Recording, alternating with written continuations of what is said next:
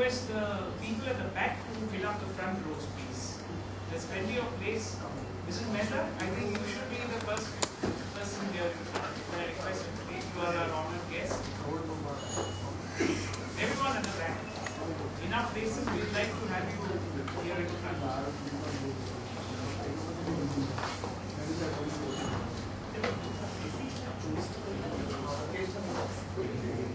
It's a great pleasure once again to welcome you all to the Friday evening talks today.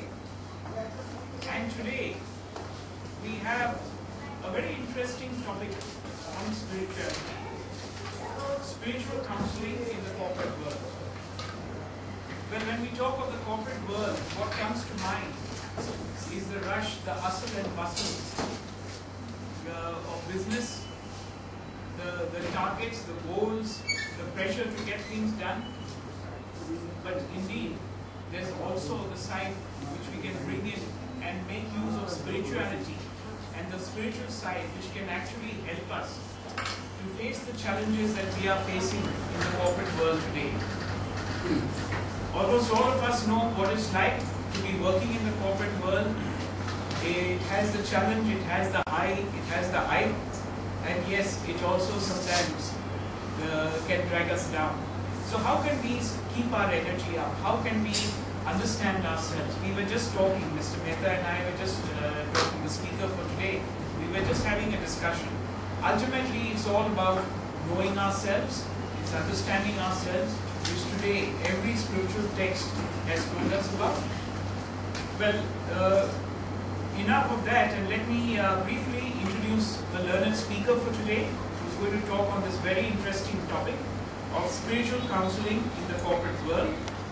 He's Mr. Mukesh Mehta, who is with us today, the founder of the Foundation of Human Awakening, an enlightened soul who has experienced divine force within and has been teaching, talking, healing individuals at various levels. He has recently addressed a one-day seminar on spiritual management at renowned groups of colleges in our own city of Baroda. He's based in New Jersey in the US, is a very versatile personality and has delivered many lectures on spirituality and management and significance of spiritual counseling. Interestingly, he is also a businessman and his family business is in textiles. So he brings in the best of his experience from business and brings in the spiritual aspect for people who are working in the corporate world. That is Mr. Mukesh Mehta for you. Before I hand over the podium to Mr. Mehta, may I request everybody to please put your mobiles on silent mode so that we can all enjoy the session. I welcome you once again. I believe this is your second innings in the Friday evening talk, so I welcome you once again. Please join me in welcoming him with a big round of applause. Mr. Mehta, the floor is yours. I don't know how to start right now, but it's again emotional on myself is in right now because I'm coming back for the second time, which I was here in a quarter ago on spirituality and management. The understanding we have is based, it's not about denouncing anything that we knew, but how it has not allowed us to be what we are and what we need to do and what our desires that need to be fulfilled up to now. Spirituality itself is understanding my own self. Now, understanding my own self is easy to say and done, but it has to come with some kind of a pathway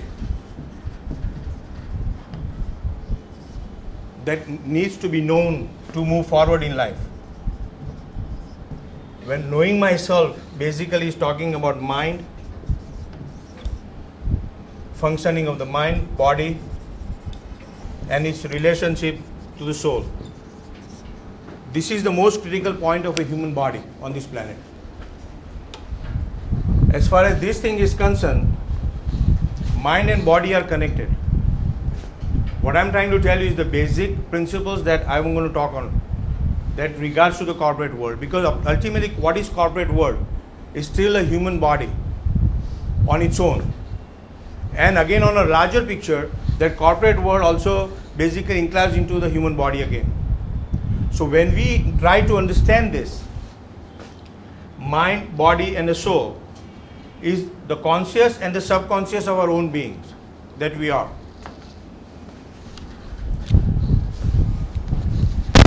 Forward with this talk, spirituality is understanding myself and how it relates and affects us on every day of our life that is not allowing us to be what we are. That means subconscious. Where I'm coming from a Western corporate, that I have understood is basically Western corporate where it works on discipline, responsibility.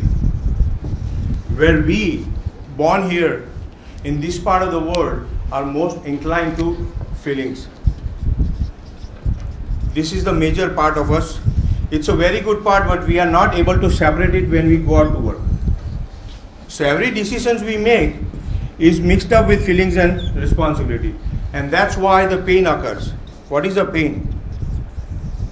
As we are creatures of habits, that we are as human beings on this planet on a physical state, we don't recognize it because it has been coming down from layer to layer for so many years, from our parents, from our grandfather. And how we have understood everything on this part of the world is feelings, emotions, and then how we relate to each other. That is the most critical part of this. I'll give you a small example where I was working, where I've been talking to. From a CEO aspect of a Western corporate, when he comes in the morning at 7:30, he'll make all the decisions that he has to, but at the same time gets lost on when he uses the feeling part. Because ultimately when he comes to work at 7 o'clock in the morning, most of his mind and his physical body is into the emotions of his experience from the family part, which he tries to invade it here, but it is not working out. Where what he tries to do is basically when he makes the decisions, he's perfect on the business part, but when he's relating to the employee, it's not working out good. Because ultimately, by keeping on reminding himself that I'm not a morning person, what he's trying to do is denouncing himself from his own energy that he needs while working in the office. So he keeps on saying, I'm not a morning person. How does it work on mind and body? That means you are denying yourself the energy that you need to move forward every day of your life. So while that issue came, as human beings we are, at every level, there are two kinds of pain. Either way, pain 1, pain 2. For him, it was emotions, feelings, and at the same time his pain was responsibility towards his family, towards himself, and ultimately the profit of the company. But here, he gets entangled with both the ideas. He could not figure out which one he has to go. So ultimately the whole idea is which pain I have to choose in sitting in his chair, which could be worthwhile for myself, for my company, and for my family. So what he does here is, when he has emotions and feelings towards the employee, he keeps on grumbling about, I've told him he's not doing, I need to fire him. Here, he's lost into this profitability of the company. Because of his not making the decisions here, he's losing money here. Also because the employee that is working here is not producing the result. So this issue came down to, I said, look, it's very simple to me, maybe it's difficult for anybody else. Ultimately, you have to make a choice. What is important for you? Your energy or your understanding is not going to make the choices for your employee. You are only responsible for your family right now. This is a family too. But at the same time, if the employee is not understanding, ultimately you have to make a choice to give him as much warning as you want, but ultimately you have to let it go so the company doesn't get problem with what your decisions are. So the whole idea is understanding the mind and the body. This is, I'm coming from a Western side, where it's how they think. I'm not talking about what is right, what is wrong. This is an experience from what I have gone through myself as a businessman, where I was trying to run a firm, as I was talking to her about my own family, where I was watching things through my own perspective about how my parents and the family run their business. It is very critical to understand that ultimately, when my father grew older, he has mixed emotions and feelings about how he made the money. That was very critical for him at the end, when he was ending the journey of his human life. No fulfillment of his own being. This was the issue I carried all my life, trying to understand it. I always believed, it's my understanding, I'm not imposing an idea on anybody else. This is my thought process, which relates only to myself. It's not, it is very important that how I do business. Business of money and business of myself, which is very critical for the success of this business. Because here, if I understood this for myself, it would be very easy to work with one simple notion, with a very clear objective, with no negative energy on my part to make all the decisions that I need to make here. Because ultimately what I'm doing every day is affecting the mind, as mind is attached to the body. It affects the body, and when the body is affected, it affects the mind. It's called the principle of zero. It is all related in the Shastras. This is a vicious circle I get into because of lack of understanding of the physical state. I always keep on talking about the physical being. To me, it is very critical, as we are human beings on this planet. We live as such, we live by it, and ultimately the reality is, as much as importance as we have given to everything else, I believe it's very critical to understand my own self, which is of mind, where mind is related to the body, and vice versa. How it is affecting each other, and how it is not allowing me to be what I want to be, or fulfill my desires as an employee or the employer. Because ultimately the relationship of the employer and employee is the key to the success of the company. The second thing that I observed as I live in States is an employee up there is an asset to the company. Every care, or most of the care, is taken to create an environment for the benefit or the fulfillment of the happiness of the employee.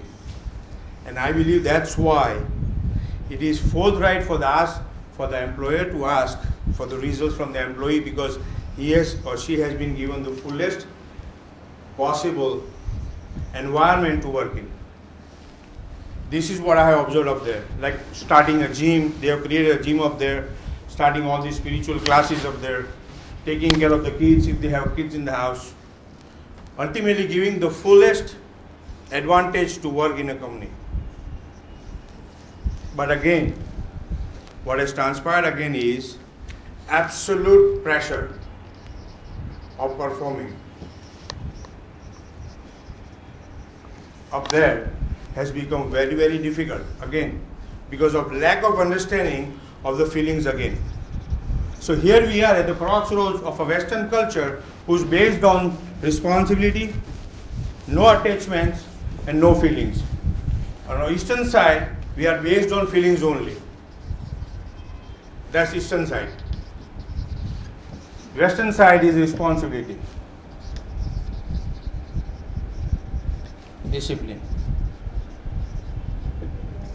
and responsible for everything to produce results. This is where I think the fusion needs to come, in my understanding, of mixing up both for the betterment of ourselves or the present being that we are. That's why it is very relevant to understand spirituality in the present state of being and the present state of the society that we are in, of understanding myself. Where does the spiritual counsel comes in? Spiritual counsel comes in being understanding of the physical state only. That means every scenario, every human being, every employee that comes in from the spiritual counsel, it is the responsibility of the spiritual counsel to understand that employee scenario. It's on a case-by-case basis. One medicine doesn't apply to all. Because as we all know, every human body works on a different way. From the day we are born, we have different thought process because of we are born from parents that are different understanding, and that is very critical for the spiritual counsel. So here responsibility goes to spiritual counsel. Understanding the subconscious. Now, what is subconscious? That means through the eyes and the ears we have, a lot of information has got within our body. As our physical body is like a computer modem.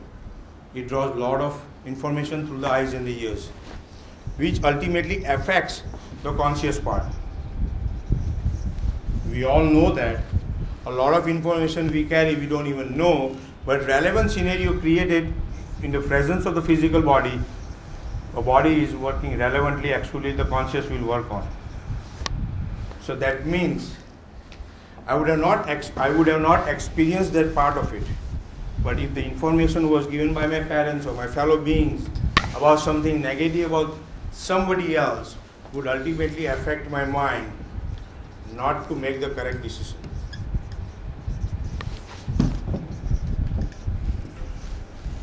This is I'm railing from both the sides of the factor, Western and Eastern. So I believe it is absolutely, in my understanding, necessary to bring in this aspect of spiritual counseling, where spiritual counsel is not about going through rituals, but understanding the beings as it is, case by case, which would help empower the employer as well as the employee to live or work in an environment which is beneficial for both. Ultimately, the happiness of the employer or the happiness of the employer are both key to the success of the company or individual itself. The second part, what considered was that I have started this, is a very conscious choice of putting an effort on human wellness or human development.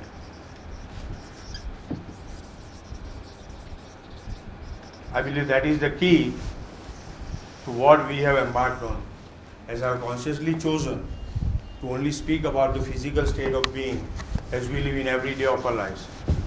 Because ultimately, the happiness of the employee or the employer of myself is related to the family that how I connect and how I talk to them.